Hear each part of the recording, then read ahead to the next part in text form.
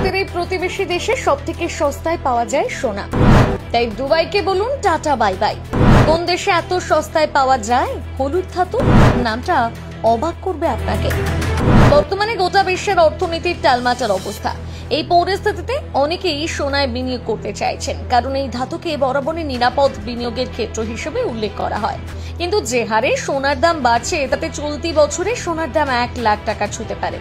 তবে যাদের সামর্থ্য রয়েছে তাদের অনেকেই সস্তায় সোনা কিনতে দুবাই পাড়ি দেন, কারণ সেখানে নাকি কম দামে সোনা পাওয়া যায়। তবে জানলে অবাক হবেন, সব থেকে সস্তায় সোনা দুবাইতে নয়, পাওয়া যায় অন্য এক দেশে, যে দেশ ভারতের একদম পাশে। এমনকি দুবাই যাওয়ার একতরফ টিকিটের দামেই এই দেশ থেকে সোনা কিনে নিয়ে আসা সম্ভব। উল্লেখ্য, মার্চের হিসেবে দুবাইতে 10 গ্রাম সোনার দাম 3260 AED অর্থাৎ আরবিয়ান দিরহাম। ডলারের হিসেবে 10 গ্রাম সোনার দাম হবে 887.63 ডলার এবং ভারতীয় মুদ্রায় 1 ভরির দাম রয়েছে 77,281.76 টাকা। মুম্বাইতে মার্চে 1 ভরি সোনার দাম 87,480 টাকা, অর্থাৎ দুবাইতে সোনার দাম মুম্বাইয়ের তুলনায় 11.5% কম। তবে এর থেকেও সস্তায় সোনা পাওয়া যায় ভারতের পড়শি দেশ ভুটানে। আর এর থেকেই বড় বিশেষত্ব হলো ভুটানের সোনা করমুক্ত, তাই সেখানে সোনা কিনতে আলাদা কোনো ট্যাক্স বা কর দিতে হয় না।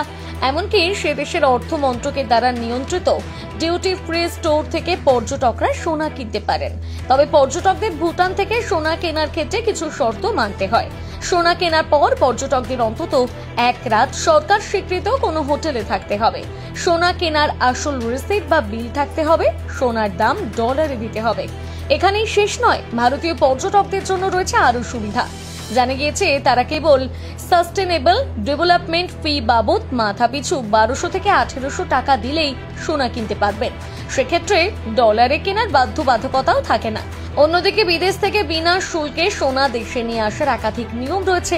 এক্ষেত্রে ভারতীয় পুরুষরা 20 গ্রাম পর্যন্ত গয়না বিদেশ থেকে ঘরের মাটিতে আনতে পারেন, আর মহিলারা পারেন 40 গ্রাম পর্যন্ত। কিন্তু এর চেয়ে পরিমাণ বেশি হলে দিতে হয় কর। তাছাড়া যে ভারতীয়রা বিদেশে কমপক্ষে 6 মাস কাটিয়েছেন, কেবল তারাই এই সুবিধা পেয়ে থাকেন।